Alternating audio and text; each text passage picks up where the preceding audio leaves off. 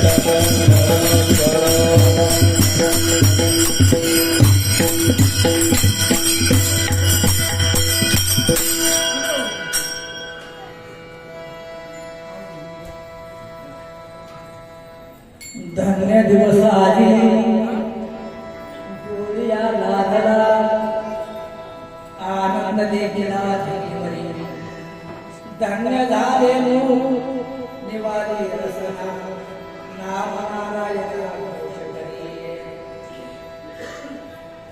धन्य हे मस्तक शोभले सर्वांगा धन्य हे मस्तक शोभले सर्वांगा संतांची पावले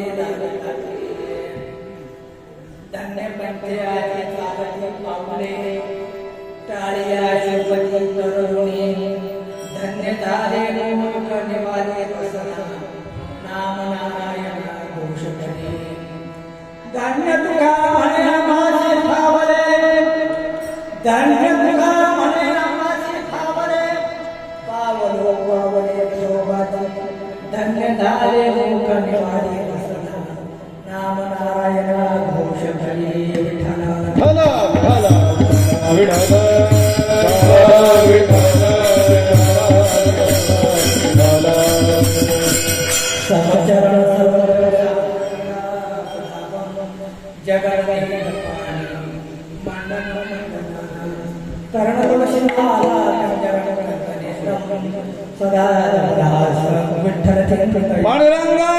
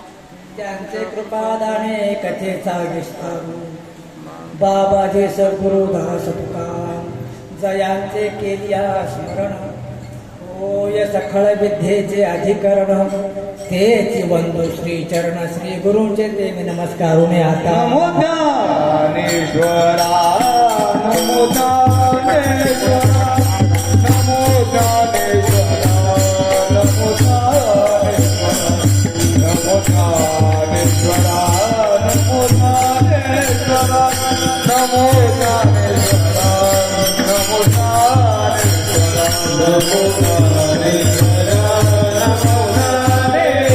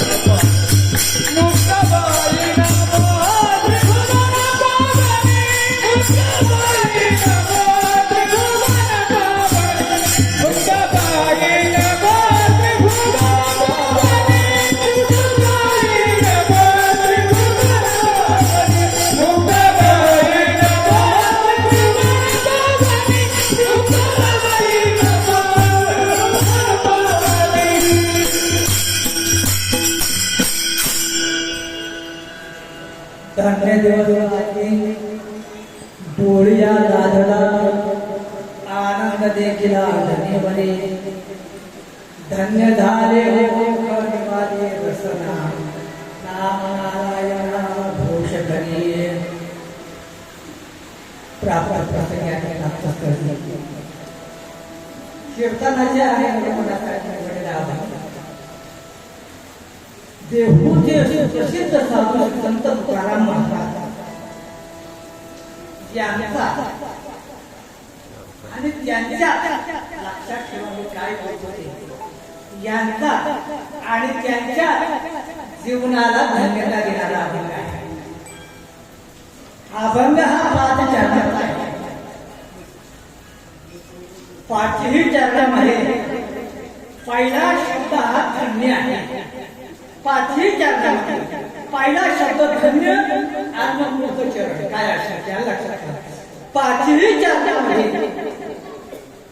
मनुष्य देहाला असणारे पंचकर्मेंद्रिय पंच ज्ञानेंद्रिय या ज्या इंद्रियाने परमार्थ साधण्याची क्रिया केली तो परमार्थ साध्य झाला आणि तो साध्य झाल्यानंतर व्यक्त केलेला अभंग म्हणजे आजचा अभंग विठ्ठल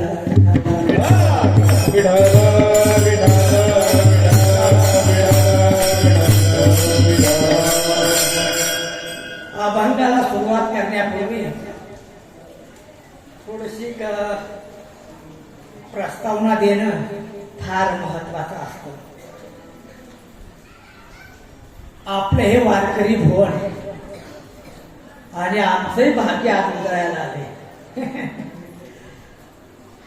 जणू काय असं घरी होतं तोपर्यंत टीव्हीवर 2-4 वेळेस पंढरपूरच्या बातम्या बघितल्या ते हुरहुर वाटायचे कसं तरी वाटायचं. किती लोक आनंद घेतात. कोण फुगड्या खेळतं, कोण पावल्या खेळतं, नगर प्रदक्षिणा करतं. खूप अशी दिवसभर म्हणजे बेचैन अवस्थेचा दिवस गेला. परंतु मी प्रथमताच या ठिकाणी आलो. दिंडी एकदा आपली या ठिकाणी आली होती प्रदक्षिणेसाठी. इथं दिंडी मुक्कामाला असते. परंतु त्यावेळेला हे तुमचं प्रत्येकाचं वैभव मला इतकं पाहायला मिळालं नाही. आज जे बघितलं तेवढं मला ते बघायला मिळालं नाही. मला वाटतं तुम्ही धन्य आहात म्हणून तो अभंग मी आज निवडला बरं का. विठ्ठल दादा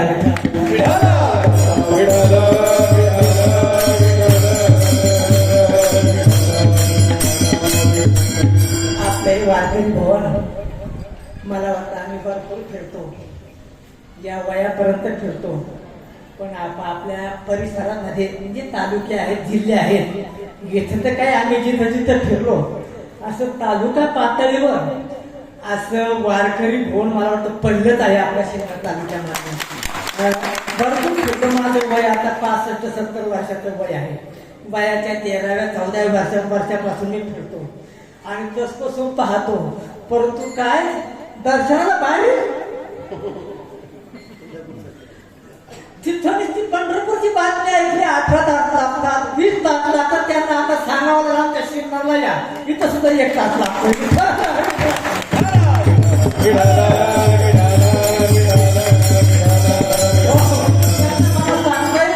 अरे तिथं पंढरपूरच आहे राजावर. तिथं बाहेर लागलं तर आमच्या शिरणाला या, आमच्या वारकरी भवन मध्ये या. तिथं सुद्धा दर्शन घेण्यासाठी 1 तास लागतो म्हणजे लागतो. भाग्यवान आहात तुम्ही, भाग्यवान आहात. मला वाटतं तुम्ही देवाकडे जायचं नाही ठरवलंय. कारण तुम्ही काय नियोजन ठरवलं त्या देवाकडे आपण सर्वजण जाऊ शकत नाही ना. सर्वजण जातात का?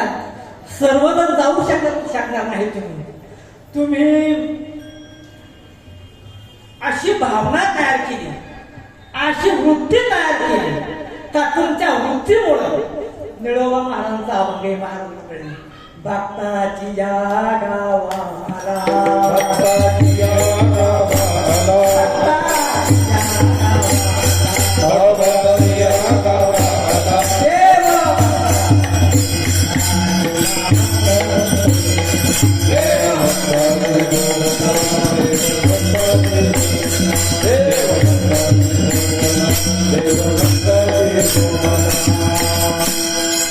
निळोबा महाराजांचा अभंग आहे. भक्ता भावना पाहू नाही का इथं स्थानापन्न झाला.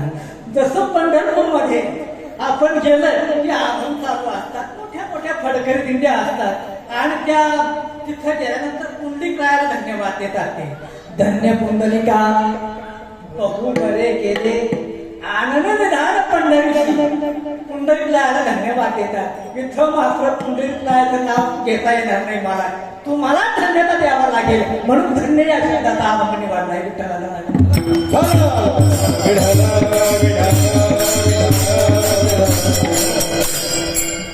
हे आपलं वारकरी भवन मला वाटतं 6 ते 7 वर्ष झाली असतील नाही का, आणि तोचपासून आज तागायत पांडुरंग परमात्मा या ठिकाणी स्थानापन्न आहेत. ते रमले तुमच्यामध्ये. ते रमण्यासाठी तुम्हीच तो उपक्रम असा करता की देव रमला पाहिजे. आता तुम्ही असं म्हणणार, आता न जावे आम्हाला सोडून ये, आता आम्हाला सोडून जाऊ नका, नाही का? जाणार नाही ते, कारण देवानं सांगितलं ना स्वतः नारदाला, नाम वसामी वैकुंठे योगिना मृतय रहो मत भक्त यत्र गायंती तत्प्रतिष्ठा नारदा. नारदा, माझे भक्त जिथं माझी भक्ती करतात, माझं भजन करतात, तिथं मी राहतो. आता सध्या या युगामध्ये देव वैकुंठात राहत नाही, मृत्यू लोकात राहतो. आणि लक्षात घ्या, आज या ठिकाणी ह्या वारकरी भवन मध्ये आपल्या वारकरी भवन मंडळाचे अध्यक्ष हरिभक्त परायण राजा भाऊ महाराज घोरपडे मागे एकदा दिंडी आणली होती, बाबा एखाद्या तरी वेळेस कीर्तन करा, काही हरकत नाही, येईल एखाद्याच वेळेस. आणि त्यांनी मला आमंत्रण दिलं. आपल्या दिंडीचा आणि आपला परिचय आपले असणारे नरोटे साहेब, आपल्या परिसराचे नगरसेवक, गेली 24 वर्षापासून त्यांच्या इथं आपली दिंडी मुक्कामाला असते.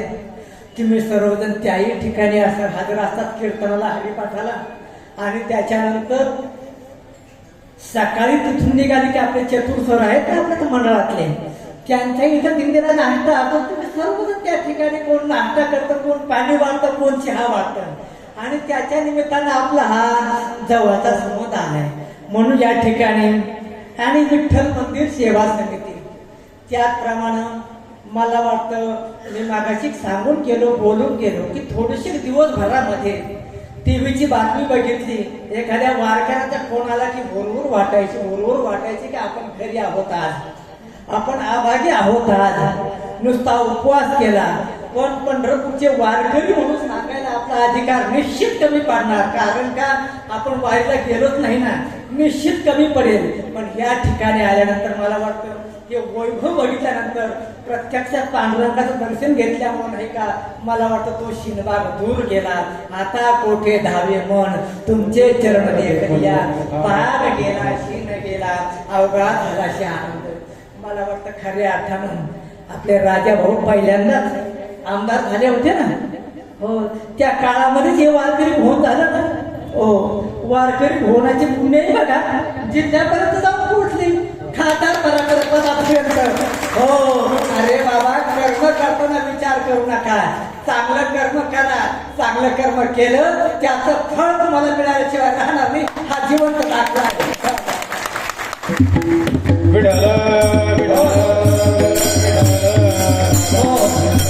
त्याचप्रमाणे या ठिकाणी तुम्ही सर्वजण कर्वे महाराज आहेत, आमचे नारायण महाराज आहेत. त्यांना खूप लहानपणी पाहायला त्यांच्या गावाला क्लास घ्यायला जायचो. ते त्यांच्या मुला एवढंच असते, मुलं काय ना एवढंच होते तुम्ही.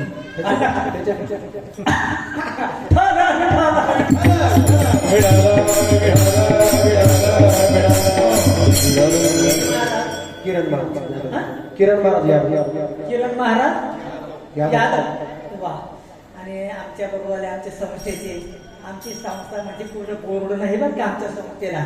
आमच्या संस्थेला कुठली भिंत नाही, आमच्या संस्थेला कुठले दरवाजे नाही कार्याने आमच्या सरांना माहीत आहे, चतुर सरांना माहीत आहे. कुठल्याही प्रकारचा बोर्ड तुम्हाला आमच्या संस्थेचा दिसणार नाही. खुरी संस्था.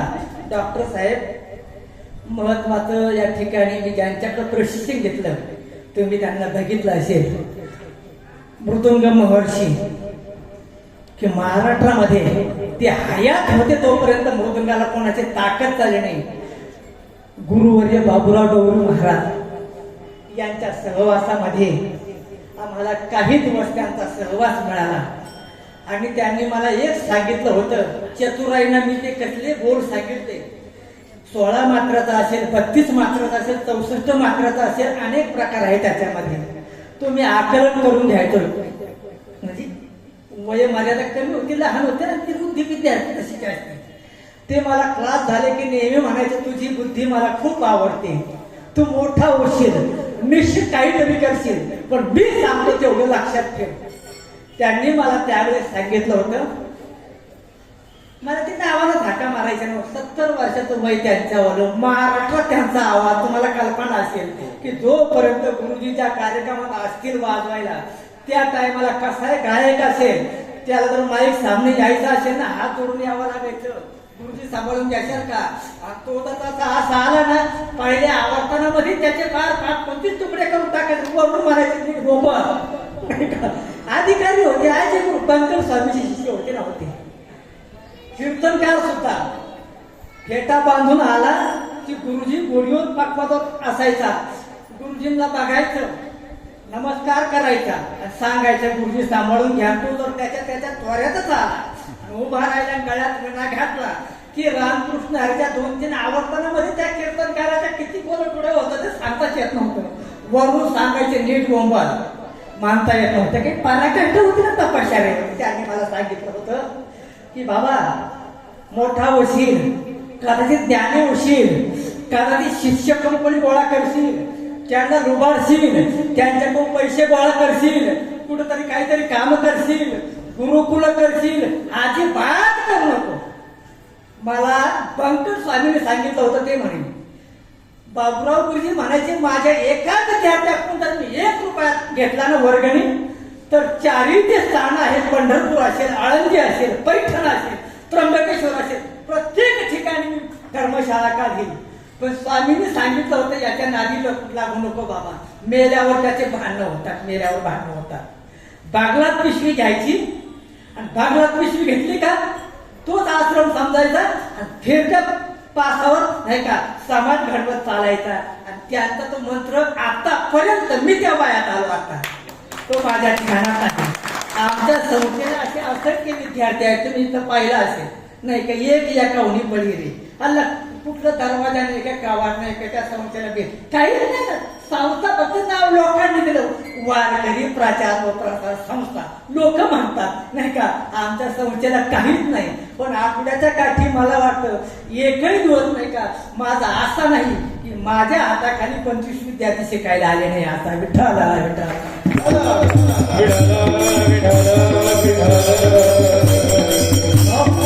मला माझं शिक्षण सांगायचं नाही की आमचे महाराज मंडळी आमच्या संस्थेतले अगदी शेतकरी आहेत, प्रगतिशील शेतकरी आहेत.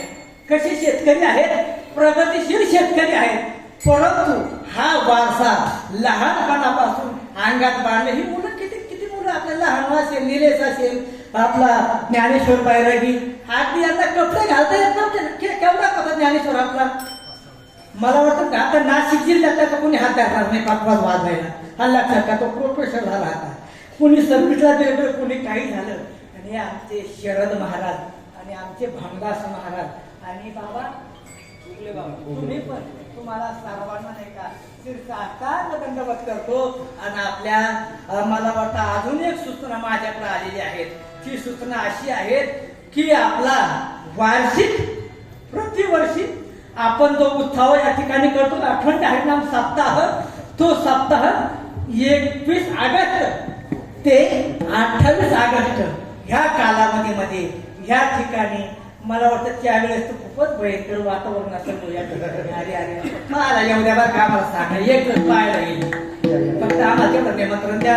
तसं आज पाहिलं समाधान झालं ना, तो एक चक्कर आला ना, काहीच म्हणणार नाही, तुम्हाला नारळ द्यायच म्हणणार नाही, पाणी पाजू नका, फक्त आम्हाला एक दिवस बोलवा, तो सोहळा पाहण्याकरता. विठ्ठला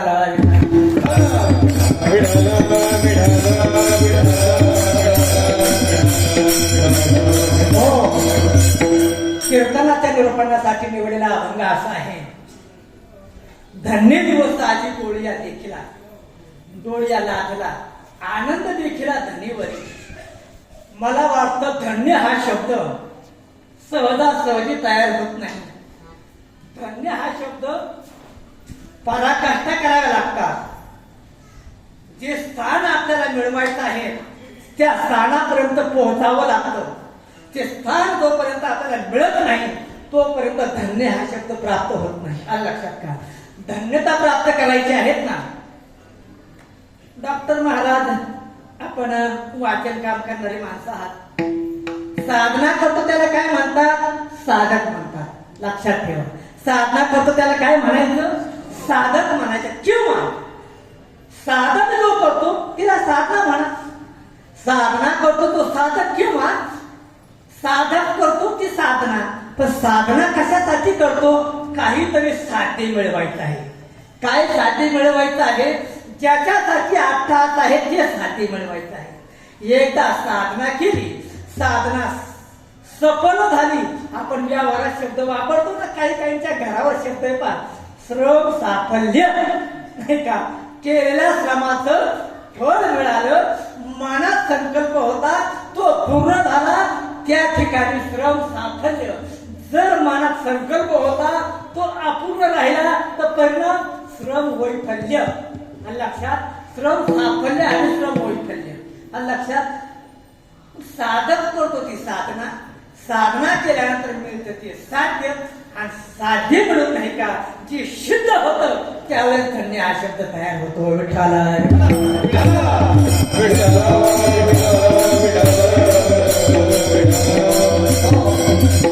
ते कल्याण मासिक आहे ना, कल्याण मासिक.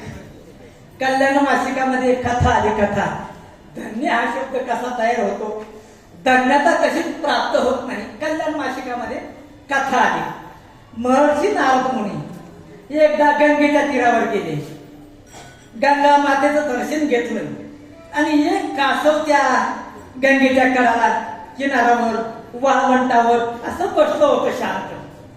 त्या कासवाकडे ज्या वेळेला महर्षी नारद मुनींची नजर गेली आणि नारद महर्षी त्याला म्हणू लागले, कासवा तू धन्य आहेस रे, किती भाग्यवान आहेत राजा हो. काही काहींना आयुष्यातून एक वेळेला गंगेचं स्नान मिळतं काशीला. काही आयुष्य जातं तरी स्नान मिळत नाही. काही 4-6 वर्षानंतर येतात त्यांना स्नान मिळतं. आणि तू, मला वाटतं ती गंगा माता इतकी शक्ती तिच्यामध्ये आहे. ज्यांची भावना अशी ना त्यांनी घरी जरी बादलीत पाणी घेतलं, गाढवा हातामध्ये घेतला आणि नुसतं म्हटलं ना, वाचे म्हणता गंगा गंगा सकळ दोष जाती भांगा. हे गंगा माता इतकी पावर आहे, इतकी पवित्र आहे. कासवा तू धन्य आहेस रे, सतत त्या गंगेमध्ये राहतो. कासव बोलायला लागलं नारद महर्षीला. महर्षी मी तुम्हाला सांगू, मी कसला धन्य हो. अहो, ज्या गंगा मातेच्या कुशीमध्ये हजारो जलचर राहतात, माझ्यासारखे शेकडो कासव राहतात, ती गंगा माता धन्य आहे. कासवाची धन्यता कमी झाली. नारद महर्षी गंगा मातेकडे गेले, नमन केलं. गंगा माता अवतीर्ण झाली. नारद महर्षीला विचारलं, काय महर्षी, काय सेवा करू? काहीच नाही. भाग्यवान आहात तुम्ही, धन्य आहात. कशावरून धन्य आहात? इतके कासव तुमच्यामध्ये राहतात, इतकी पवित्रता तुमच्यामध्ये आहे. गंगा माता म्हणाली, महर्षी तुम्हाला सांगू, मी कसली धन्य आहे हो. अशा माझ्यासारख्या हजारो गंगा, हजारो नद्या ज्या सागरामध्ये सामावतात, तो सागर आमच्यापेक्षा धन्य आहे. गंगेची धन्यता कमी झाली. आणि लक्षात, महर्षी सागराकडे गेले, हात जोडले, विनंती केली, प्रार्थना केली. सागर महाराजांनी उभे राहिले. सांगा महर्षी, काय सेवा करू? धन्यवान आहात, भाग्यवान आहात तुम्ही, धन्य आहात. काय परिणाम? अहो, एवढे सागर तुमच्यामध्ये इतका अखंडपणा आहे. हजारो नद्या येतात, हजारो गंगा येतात, त्या तुमच्यामध्ये सामावतात. धन्य आहे तुमच्यावरती. सागर महाराज म्हणाले, अहो मी कसला धन्य आलो. ज्या पृथ्वीनं मला कुशीत घेतलं ना, ती पृथ्वी नाही का धन्य आहे. मला वाटतं सागराची धन्यता कमी झाली. धन्य शब्दावर बोलतोय.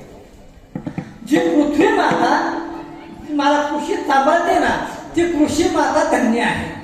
आता कृषी मातेला प्रार्थना केली, समुद्र वसमे देवी पर्वते स्तनमंडले विष्णू पत्नी नमस्तुभ्यम पादस्पर्शम क्षमस्वमे. पृथ्वी माता प्रगट झाली. बोला महर्षी, काय सेवा करू? धन्य आहात तुम्ही. अहो, एवढ्या सागराला तुम्ही सामावून घेता, त्याला इकडे तिकडे पळू देत नाही. तुमच्यासारखं धन्य कोणीच नाही. सागर महाराज बोलायला लागले. अहो मी त्यातले पृथ्वी माता बोलायला लागली. अहो महाराज, मी कशी धन्य आले. मला ज्यांनी निर्माण केलं त्या ब्रह्मदेवानी, तो ब्रह्मदेव धन्य. पृथ्वी धन्य नाही, गंगा धन्य नाही, कासव धन्य नाही, सागर धन्य नाही, नाही का?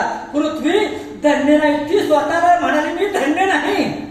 ज्यानं मला निर्माण केलं ना, तो ब्रह्मदेव धन्य. त्या ब्रह्मदेवानं सृष्टी तयार केली. ब्रह्मदेवाकडे गेले सागर महाराज, आपले नारद महर्षी हात जोडले. ब्रह्मदेवा, आपण धन्य आहात, एवढी सृष्टीची रचना केली. ब्रह्मदेव म्हणाला, बाबा मी कसला धन्य आहोत. माझे बाबा म्हणजे माझे वडील म्हणजे भगवान महाविष्णू, त्यांनी मला हे काम सांगितलं म्हणून मला करता आलं. त्यांचा आशीर्वाद आहे म्हणून हे काम करता आलं. नारद महर्षी भगवान विष्णूकडे गेले. भगवान विष्णूकडे गेले, नमस्कार केला. ओम शांताकारं भुजगशयनं पद्मनाभं सुरेशं विश्वाधारं गगनसदृशं मेघवर्णं शुभांगनं दर्शन घेतलं. भगवान धन्य आहात. भगवंतांना हा म्हणायला पाहिजे होतं ना. भगवान म्हणाले, अरे बाबा मी कसला धन्य आहोत. अरे माझे भक्त माझ्यापेक्षा धन्य आहेत. त्यांच्यामुळं मला माझं मूळ स्थान करून पृथ्वी लोकावर यावं लागतं. माझे भक्त माझ्यापेक्षा धन्य आहेत. विठ्ठल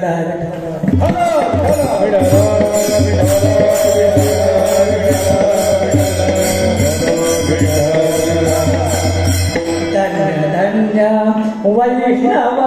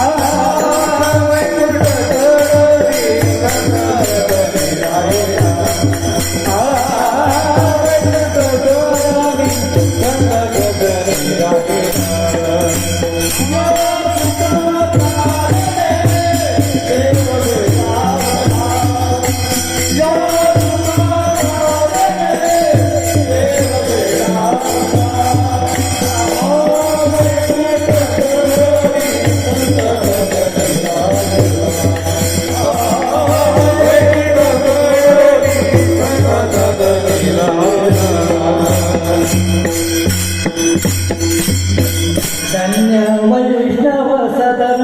धन्य आहेत ते वैष्णव सदन, नाही का? त्यांच्या करता मला खाली यावं लागतं. मला वाटतं देव सुद्धा धन्यता मान्य करत नाही. धन्य हा शब्द जिथे कृती पूर्ण होते तिथं धन्य हा शब्द होतो. पंढरपूरच्या काही अंतरावर गाव आहे, ते 30 किलोमीटर अंतरावर गाव आहे पंढरपूरच्या. गाव पूर्वीच, गाव पहिलंच, पण एक 750-800 वर्षापूर्वी तिथे एक महान संत जन्माला आले. गाव पूर्वीच, गावाचं नाव तेच. महान संत जन्माला आले.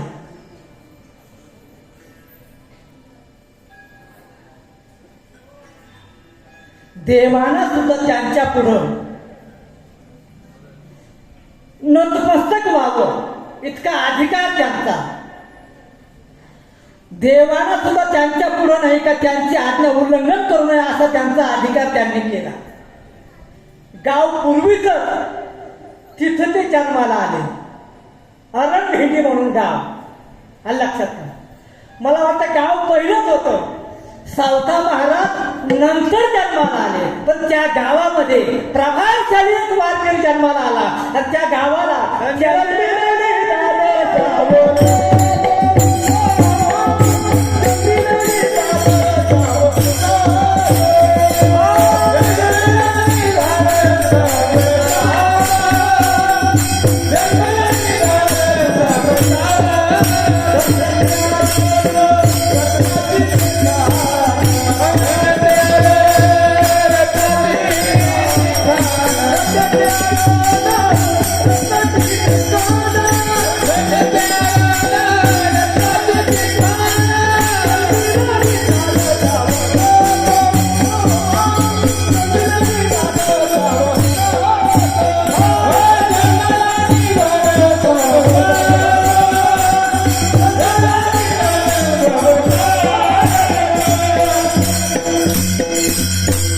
नामदेव महाराजांनी वर्णन केलं. धन्य ते अरण रत्नाची ते खान, जन्मला दान सावता तो.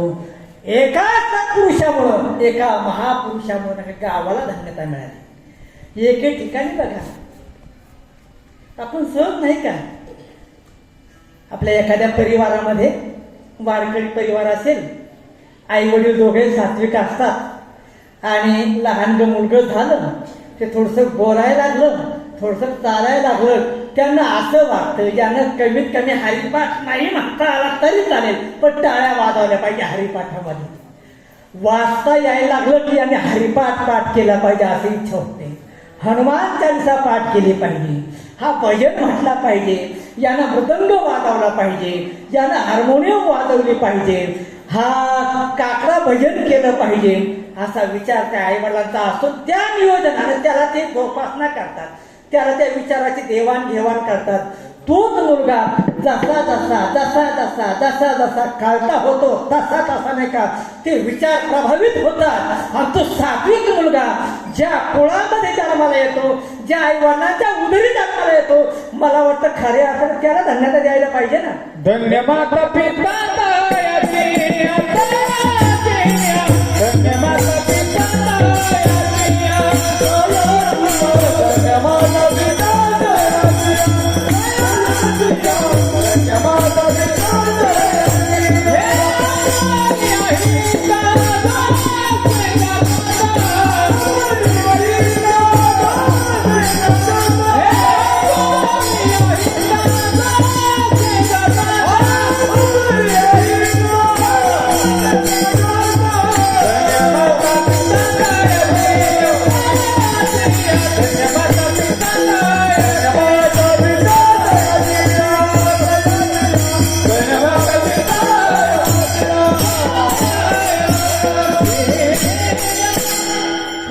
माझा सांगायचा विषय असा आहे, धन्य हा शब्द तसा मिळत नाही, कृती पूर्ण करावी लागते तेव्हा धन्यता मिळते. लक्षात ठेवा, या ठिकाणी आपण जो अभंग निवडलाय त्या अभंगामध्ये पाचही शब्दामध्ये पहिला शब्द धन्यच आहे. पाचही शब्दामध्ये पहिला शब्द धन्यच आहे. मला वाटतं तो धन्य शब्द नाही का सरासरी प्राप्त झाला का, सहजासहजी प्राप्त झाला काय, सहजासहजी प्राप्त होत नाही. एखादी अपेक्षा माणूस मनाला बाळगतो, त्या अपेक्षेची उपासना करतो. मला वाटतं माऊलीचं प्रमाण आहे ते, आविटे गे माये विटे ना, जवळी आहे परी भेटे ना. अशी अवस्था ज्या वेळेला होते त्यावेळेला जगद्गुरु तुकाराम महाराज सुद्धा तीच अवस्था झाली होती. जोपर्यंत देवाची भेट नव्हती, जोपर्यंत देवाचं दर्शन नव्हतं, तोपर्यंत महाराज नाही का त्यांची तीच अवस्था होती.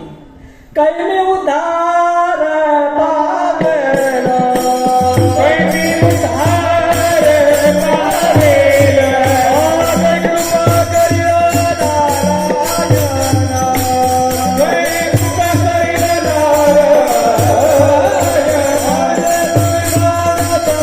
नारायण.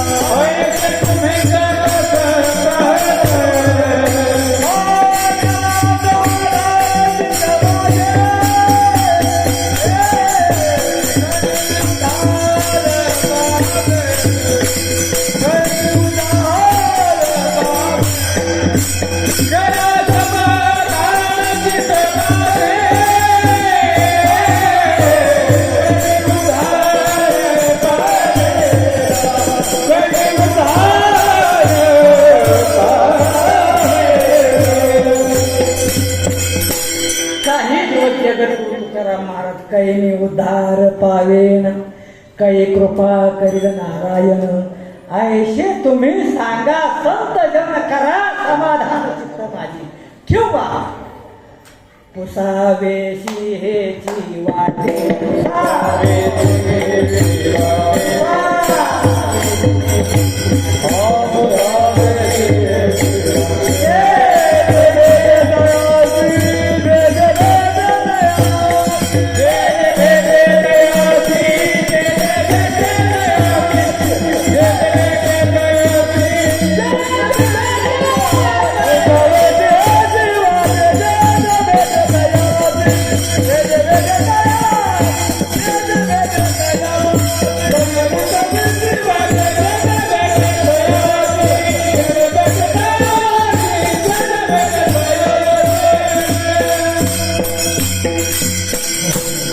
पुसावेशी हेची वाटे जे जे देते तयाशी तुम्हाला माहित असेल अभंग पाठातला असेल ज्ञानेश्वर माझा कावल्याला विचारत ते कावल्याला पहिलं तो जे कावले कोकण आहे शकून ज्या वेळेला आत्मी होते ना त्या टायमाला कोण नाही विचारतो पुसावेशी हेची वाटे जे जे भेटे तयाशी देव कृपा करेल काय नाद राखे राष्ट्रसंत तुकडोजी महाराजांचं भजन आहे बरं का महाराज कदाचित तुम्ही ऐकलं असेल खिचडी खाऊन माझा कसा थोडा बधीर होईल लक्षात आजचा दिवस होत असतो ना लक्षात घ्या आणि थोडासा बधीर होतो घेऊन पहा जर कसली गाय सांभाळून घेता होत व्यायामान नाही तुम्ही थोडस कांदा जर असं इकडे तिकडे झालं भजन करायला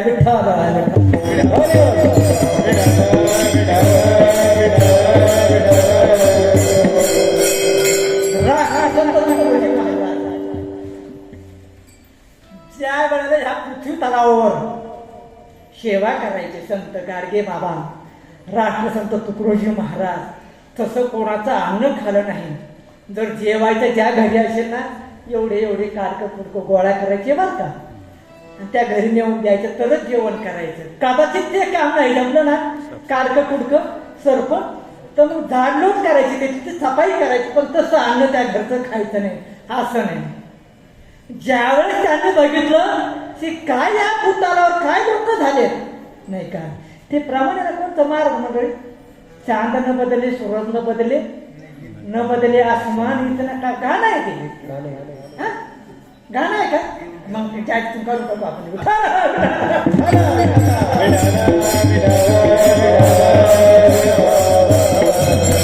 काही काही गाणे खूप चांगले किती ऐकत नाही माणूस कोण होता सतू काय झाला सतू अरे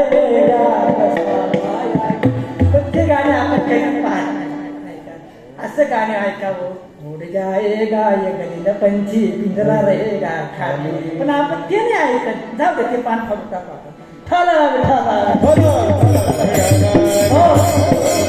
असं वाटलं देवा तू आता अवतार घ्यावा रे देवा हे लोक आमचं ऐकत नाही कधी येशील मन मोहना कधी येशील मन मोहना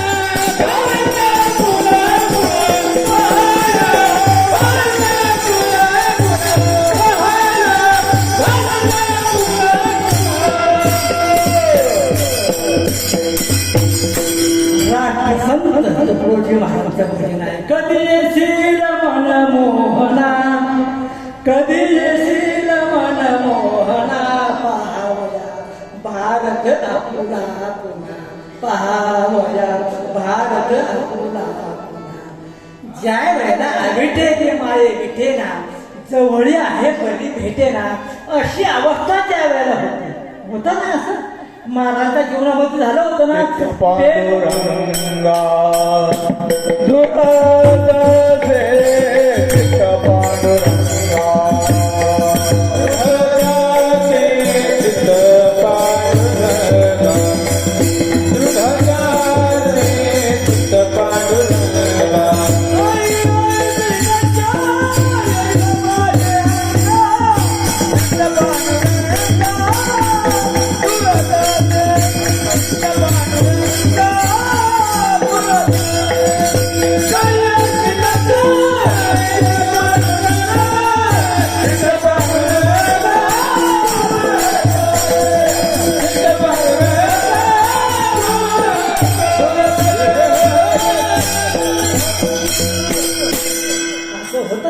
ऐशी दशा येईल माझ्या अंगात चित्त पांडुरंगात होत असे.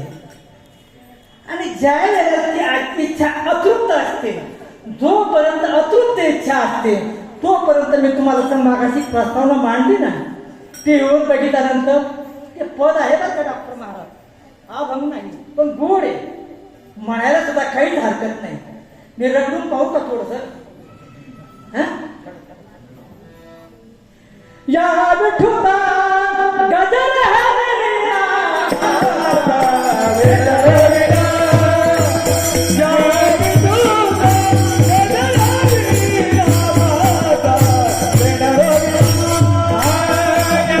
गजर हरिया,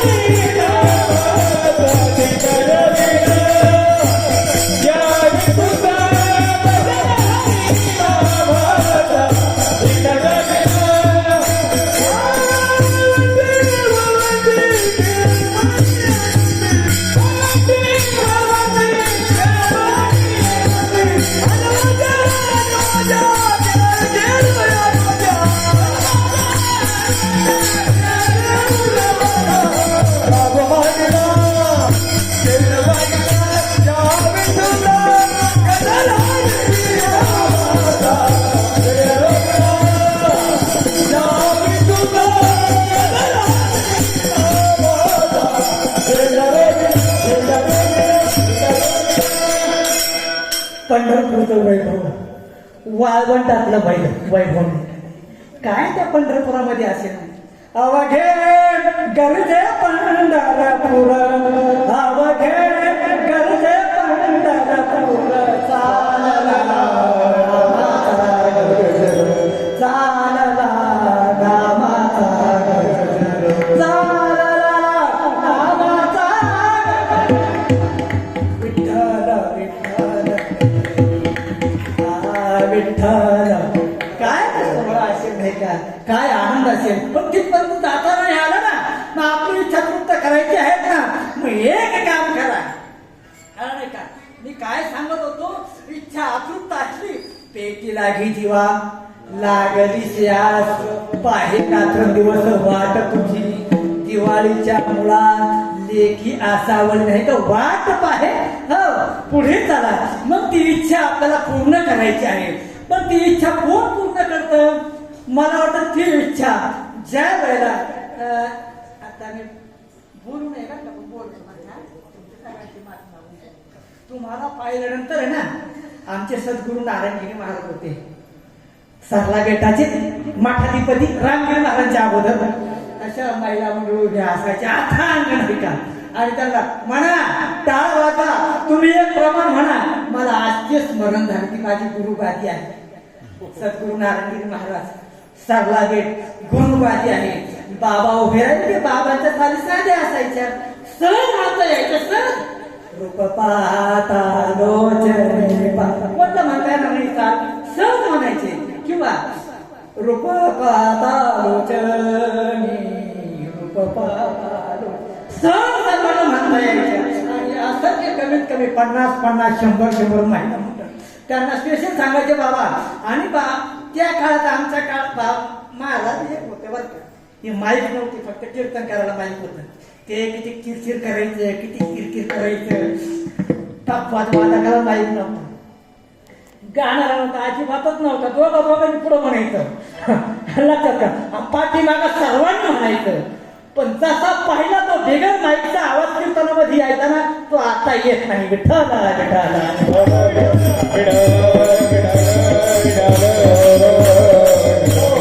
मी स्वतः त्र्यंबकच्या वारीमध्ये जोपर्यंत दिंडीची जबाबदारी नव्हती ना, 5-5 कीर्तन वाजवायची. हातांचे पारख्या खाणं होऊन जायचं, थंडीचे दिवस राहतात ना ते, आणि ते हाताला असे म्हणजे चिरा पाडायच्या, पट्ट्या गुंडळून हाऊस पुरी करायची ना. आणि संध्याकाळच्या टायमाला जोपर्यंत दिंडीचा कुठं तरी तिथून फराळे खायचं, तिथून झोपून घ्यायचं. 4-5 कीर्तन वाजवायचे दणादण नाही का, हो, आणि सोडायचेच नाही. आणि लक्षात का, त्यावेळेस पूर्ण गडबडी होते, याच्यासारखं असेल त्याच्यापेक्षा थोडा मोठा असेल, पण मग ती इच्छा तृप्त झाली पाहिजे ना. जायचं तिथे कशा करता, घरी आल्यावर जायचं मोठं पाहून ठेवू ना आपण, तिथं गेल्यानंतर बसायला जातो का आपण, वारीचा आनंद घेतला पाहिजे नाही का. जाऊ द्या, पुढे चला. या ठिकाणी मला तुम्हाला असं सांगायचं आहे, आपण तिथपर्यंत जाऊ शकत नाही. आपल्याला ते रूप मनामध्ये साठवायचं आहे, आणि ते रूप साठवायचं आहे. मला वाटतं ते प्रत्येक गोष्ट नाही का, मी तुम्हाला माफी मागून बोलतो ना, साधं मुलगा किंवा मुलगी हा डायरेक्ट लग्न जमतं का, अगोदर एकमेकाला चेक करतात ना, हा कुठल्या जॉबला आहे, मुलीचा कुठला जॉब आहे, दोघांचे सूत्र पगाराला बरोबर ड्युटीला जमेल का, आमच्या चतुर्थांसारखं असं काही असं करतात ना विचार. अगोदर विचार करावा लागतो. बरं, विचार केल्यानंतर असं कधी लग्न झालं की एखादं काही नाही पाहिजे लावलंच नाही, असं कधी होतं का. मुलगा मुलीला पाहतो, मुलगी मुलाला पाहते, एकमेकाची पसंती होते, आणि मग कार्य शिकले जातात. लक्षात का, मग खऱ्या अर्थानं हे पहिलं कर्तृत्व कोण करतं, या शरीराला चालना देण्यासाठी हे पहिलं कर्तृत्व कोण करतं नाही का, ते पहिलं कर्तृत्व डोळे करतात. हेच महाराज अभंगाच्या पहिल्या चरणात धन्य दिवस डोळी आला देला, धन्य दिवस डोळी आला देला, धन्य दिवस डोळी आला देला, धन्य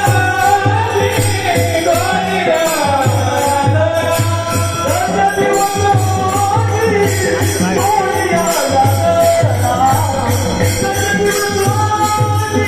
डोळी आला,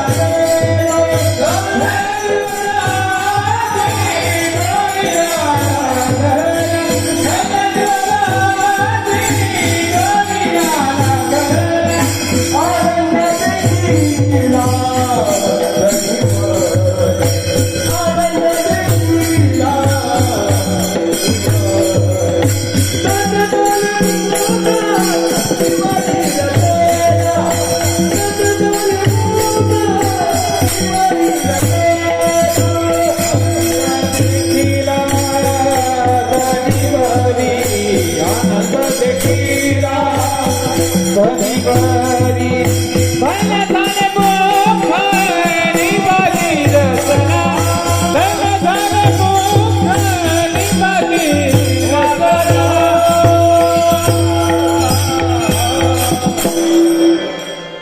धन्य दिवस आजी डोळ्या लादला, आनंद देखील धनीवर.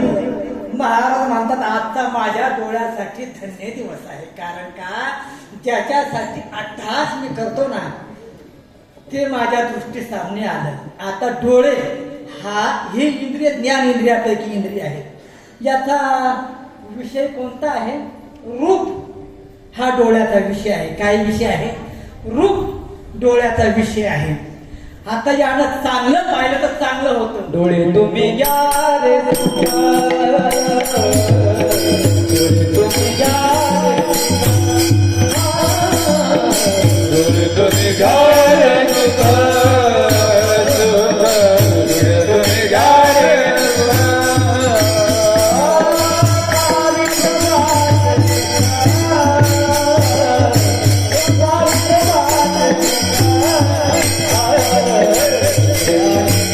Hare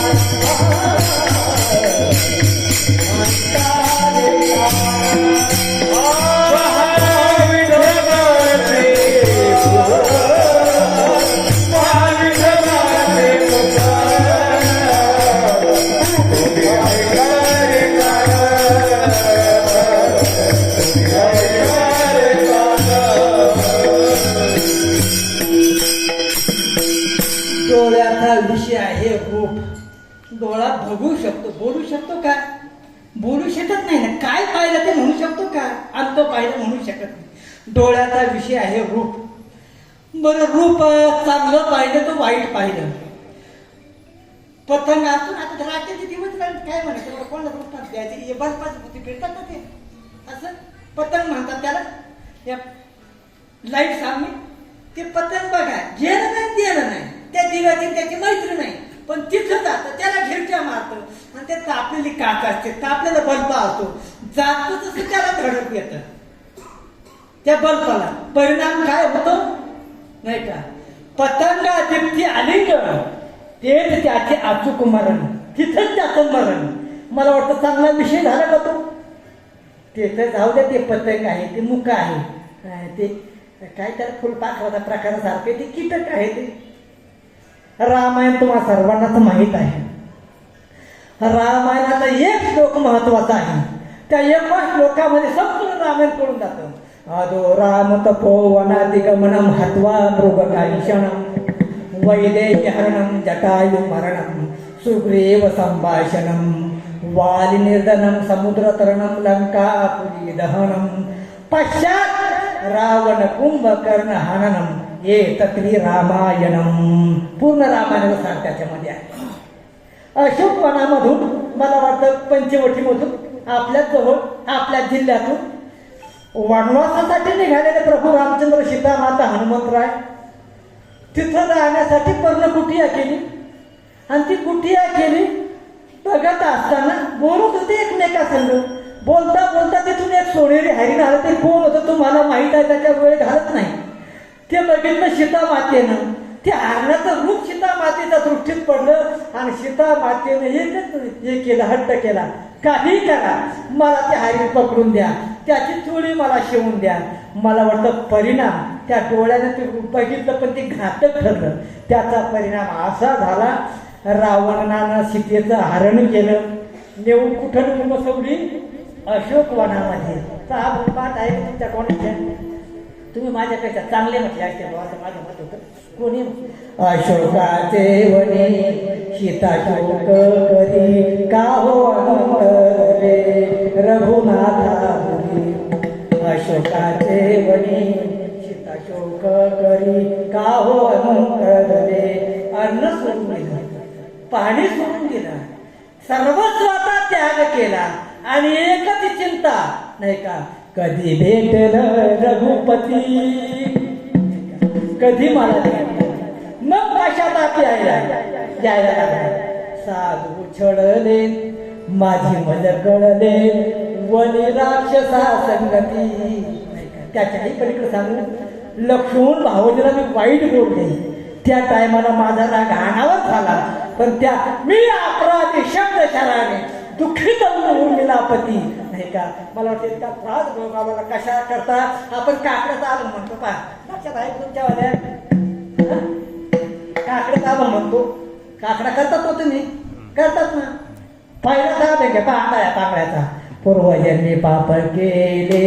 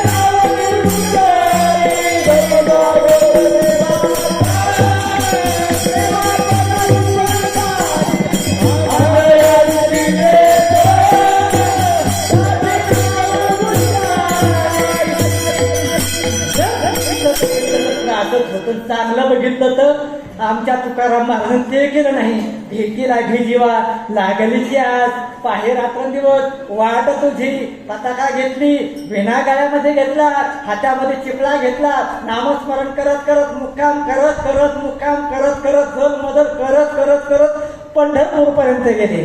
पंढरपूर नगरीमध्ये प्रवेश केला, चंद्रभागेचं स्नान केलं, पुंडलिक रायाचं दर्शन घेतलं आणि त्याच्यानंतर निघाले पूर्वदाराला पांडुरंग परमात्म्याचं दर्शन घेण्यासाठी. आणि ज्या वेळेला नाही का महाराज मंदिरात गेले, मंदिरात गेल्यानंतर मूर्तीचा सामने उभे राहिले आणि तिथं गेल्यानंतर नाही का अशी आवाज झाली, तुझं पाहता सामोरी सामोरी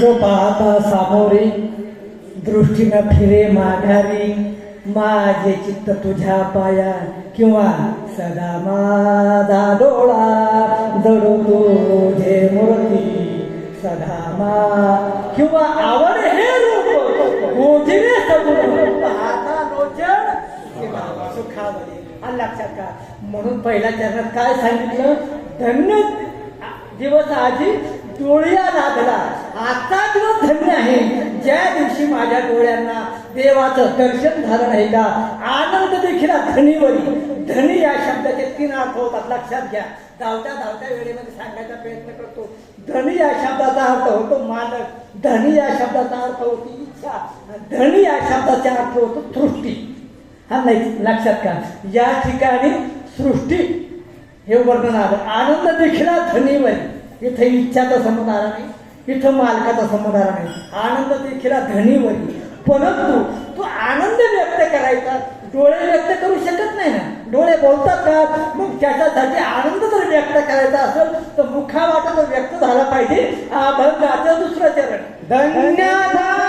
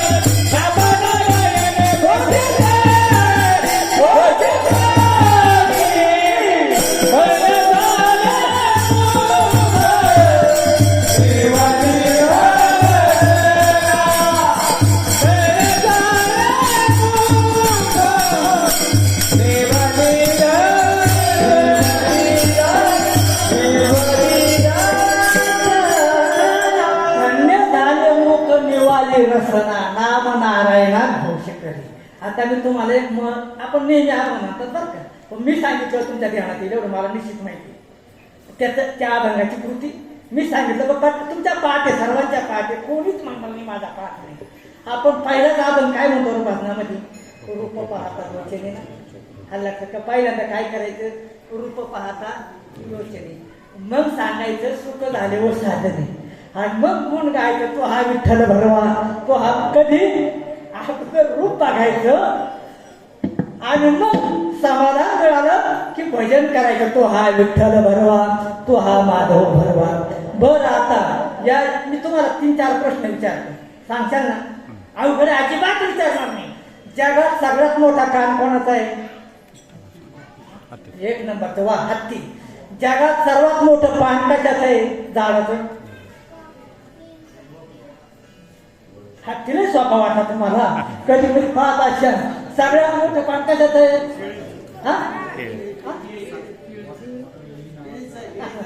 केळी. केळी सर्वात मोठं पान कशाचं आहे? बरं, जगात सगळ्या प्राण्यामध्ये सर्वात उंच पान कोणाची आहे?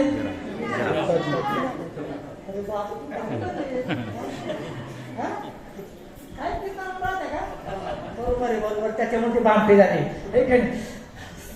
सर्वात मोठे कान हत्तीचे, सर्वात मोठं पान केळीचं, आणि सर्वात मोठी मान जिराफाची.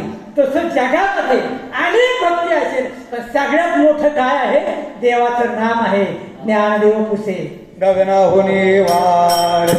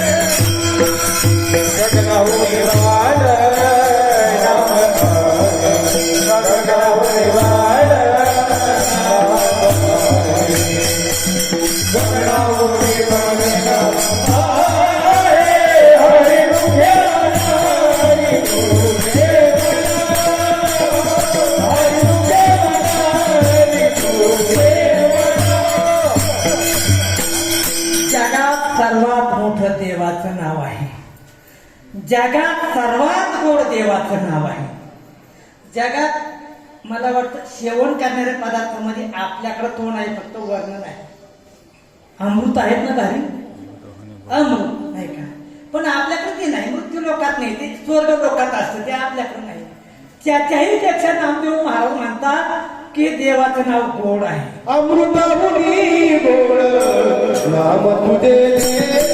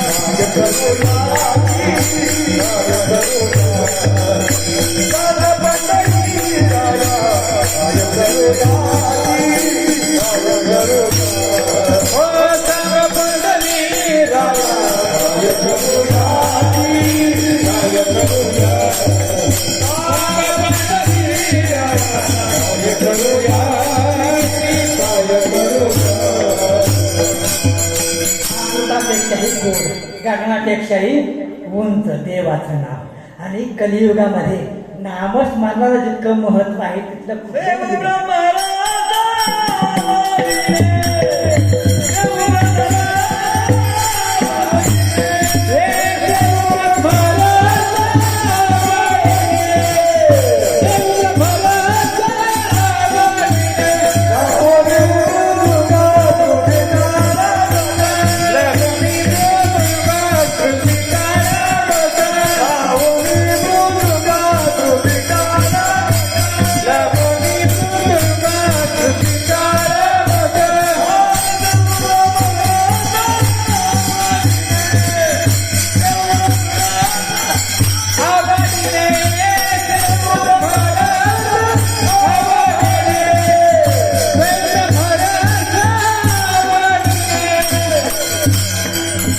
युगापर्यंत जर आपण बघितलं लावणी मृदुंग श्रुती टाळ घोष शिव ब्रह्मरस आवडीने कृतये ध्यायतो विष्णू त्रेताया मेजतो मखै द्वापारे परिचर्यानाम कलो हरी कीर्तनात नाही का कृतयुगामध्ये बघितलं ध्यानानं देवाची प्राप्ती व्हायची त्रेतायुगामध्ये बघितलं तर यज्ञानं देवाची प्राप्ती व्हायची द्वापार युगामध्ये बघितलं तर पूजेनं देवाची प्राप्ती व्हायची पण कलियुगामध्ये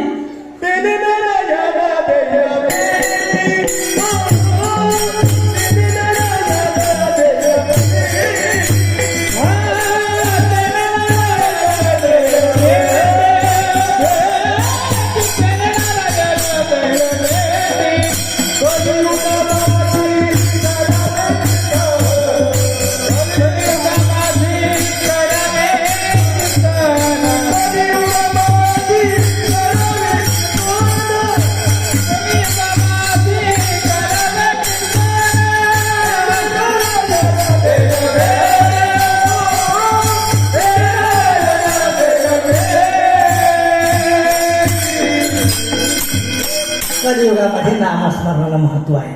आता लक्षात ठेवा, डोळ्यानं रूप बघितलं, मुखानं जिवेनं भजन केलं, नामाचा घोष केला, पण महाराज म्हणतात नुसतं तेवढ्यावर भागलो नाही, पांडुरंगाचा सामने गेल्यानंतर आहे ना नुसतं तेवढाच विधी पाळला नाही, माझ्या शरीराचं जे मस्तक आहेत ना ते सुद्धा धन्य झालं. कारण का संतांच्या पावलापर्यंत पोहोचले ते आधंगाचं तिसरं चरण. धन्य हे मस्तक सर्वांगी शोभते, धन्य हे मस्तक सर्वांगी शोभते, हे मस्तक सर्वांगी शोभते, धन्य हे मस्तक सर्वांगी शोभते, धन्य हे मस्तक सर्वांगी शोभते, धन्य हे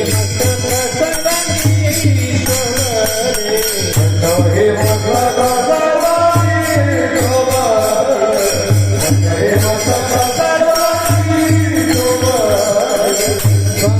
पागुले लागताती,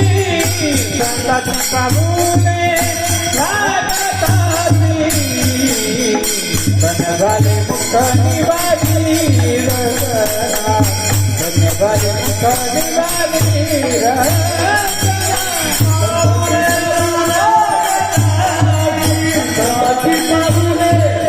लागताती, धन्य झाले मुख निवारी रचना, धन्य झाले मुख निवारी.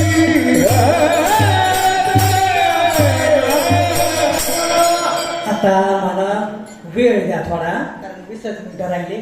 आता शक्यतो आहे ना मी सांगेल त्या टायमाला प्रमाणे. धन्य हे मस्तक शोभले सर्वांगा, संतांची पावले लागताची. संतांच्या पावलाचं त्याला दर्शन झालं ना, मस्तक हे पायावरी या वारकरी संतांच्या, माझं मस्तक धन्य झालं नाही का.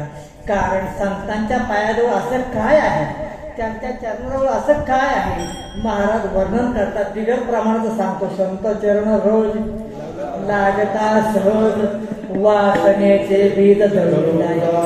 अजून काय आहे, जर संतांना आलिंगन दिलं तर परिणाम आलिंगन घडे नाही का, मोक्ष सायुज्यता जोडे. नाही का? मालिंगने संताची मालिंगने संताची मालिंगने संताची मालिंगन संताची दिव्य झाली माझी माया दिव्य झाली माझी माया दिव्य झाली माझी माया दिव्य झाली माझी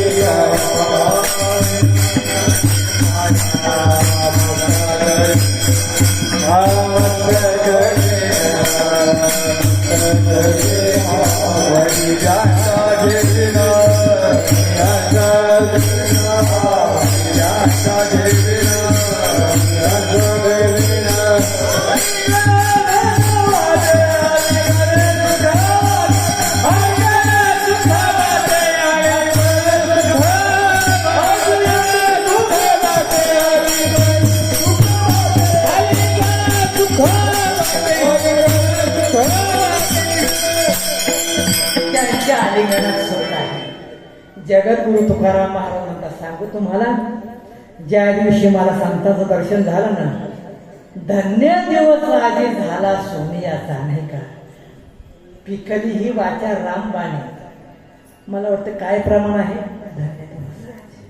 धन्य दिवस आजी दर्शन संताचे, नांदे तया घरी दैवत पंढरीचे, धन्य पुण्य रूप कैसा झाला संसार, देव आणि भक्त तुझा नाही विचार, अशी शक्ती त्यांच्यामध्ये आहे.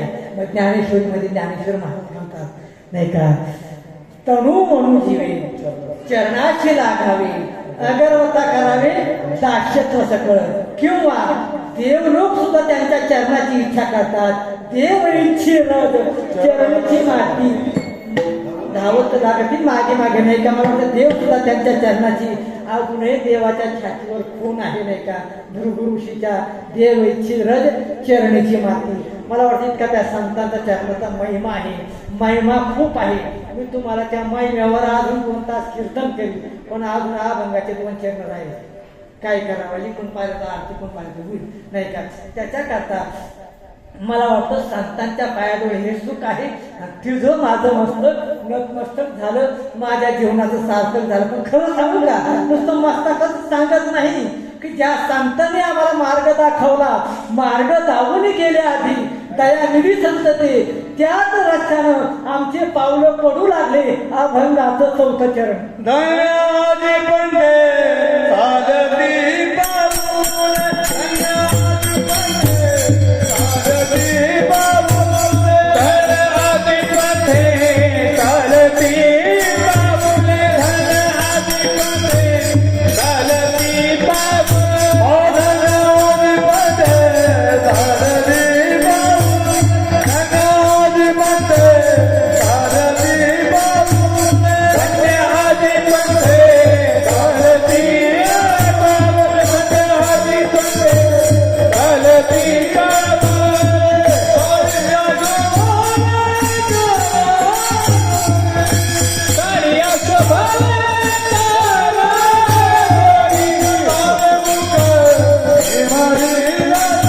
साधती बाबूल.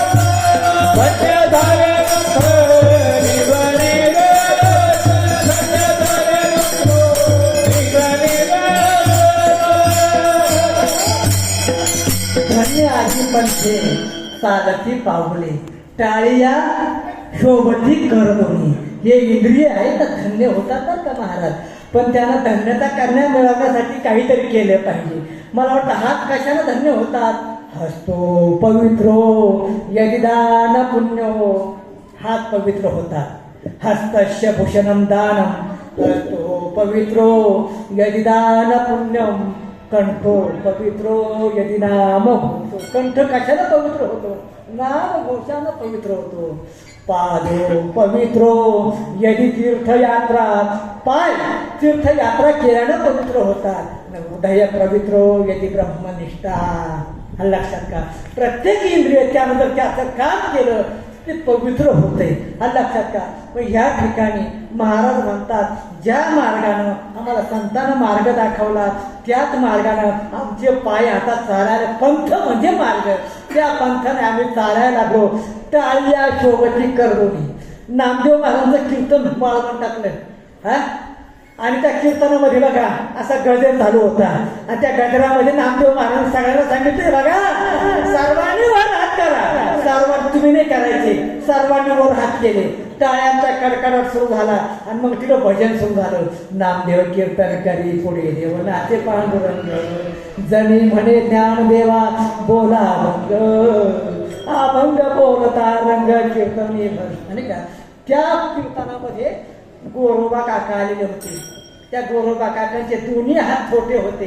पण परिणाम असा झाला ते भजन सुरू झालं. बाकीच्या लोकांना नामदेव महाराजांनी वर हात करायला लावले. त्या गोरोबा काकाने आपले छोटे हात वर केले. लोक टाळ्या बाजू लागले. गोरोबा काकाही हाताने टाळ्या बाजू लागले. परिणाम असा झाला जे भजन रंग ते भजन रंग काय झालं पुढं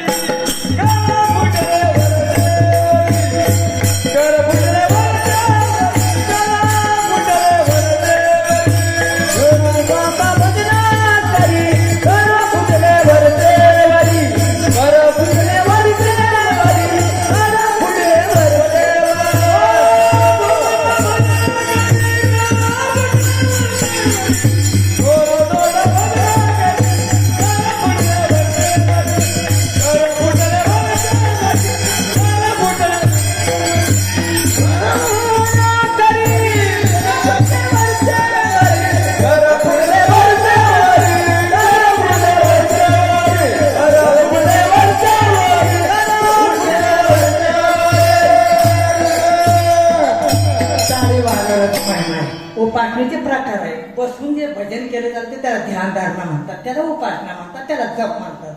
पण टाळी वाजून जे केलं जातं त्याला भजन म्हणतात. म्हणून टाळी या शोभती करदोनी शेवटच्या चरणामध्ये महाराज सांगतात की आमचं पूर्ण जीवनच धन्य झालं नाही का. धन्य तुका म्हणे आम्हाशी भावले. खरोखर आम्हाला तो लाभ झाला नाही का. काय झालं सिग्नल तोडला नसता पण मग टायमाकडे पण घड्याळ आहे ना मला दम देतो थोडं ते घड्याळ ते बेकार घड्याळ ते मला आहे ना ते सिग्नल तोडू नये माणसं आहे का नाही. पण त्या घड्याळाकडे जाऊ नये टायमाला. जगद्गुरु तुकाराम महाराज म्हणतात धन्य तुका म्हणजे आम्हाशी तुका म्हणे आम्हाशी फावले नाही का. पावलो पावले विठोबाची आम्ही हात दिलेच नाही का. तुका म्हणे बळी जीव दिला बस आमच्या संपूर्ण देहाचा सार्थक झाला.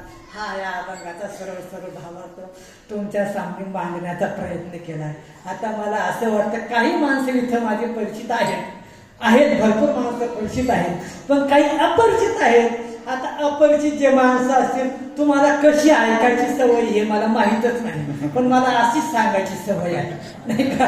तुम्हाला कसं ऐकायची सवय हे मला माहीत नाही पण मला असंच सांगायची सवय आहे. हा माझा स्वभावाचा दोष आहे. त्याला मी काय करणार. कदाचित तुम्हाला आवडलं असेल किंवा नसेल आवडलं पण देवा करता आपण सेवा केली. जशी देवा करता सेवा केली तसं एकदा मोठ्या प्रेमानं नाही का संप्रदायाच्या नियमाप्रमाणे टाळी वाजून भजन म्हणा. विठोबा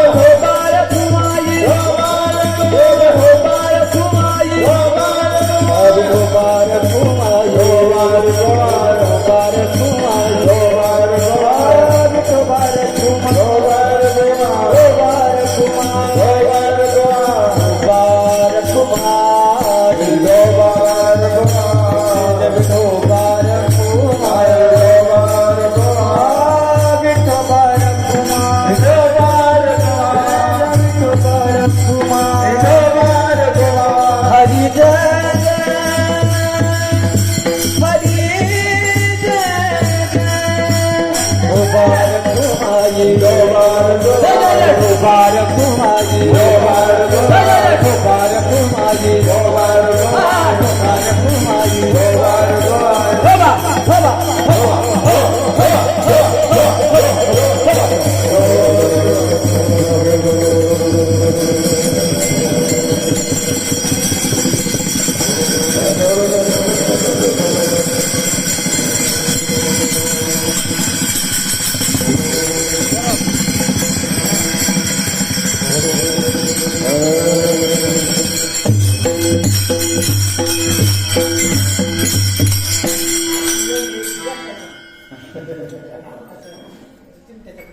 तुम्ही किती जण आहे तुम्ही याला काय टाका तुम्ही एक चालू ठेवता त्याला